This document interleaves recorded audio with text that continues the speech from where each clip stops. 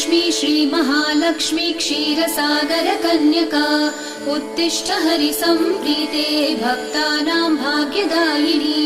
श्रीलक्ष्मी श्रीमहालक्ष्मी क्षीरसागरकन्यका उत्तिष्ठ हरिसम्प्रीते भक्तानां भाग्यदायिनी। उत्तिष्ठोत्तिष्ठ श्रीलक्ष्मी विष्णुवक्षस्थलालये उत्तिष्ठ करुणापूर्णे लोकानां शुभदायिनी। उत्तिष्ठोत्तिष्ठ श्रीलक्ष्मी विष्णुवक्षस्थलालये उत्तिष्ठ करुणापूर्णे लोकानां शुभदायिनी।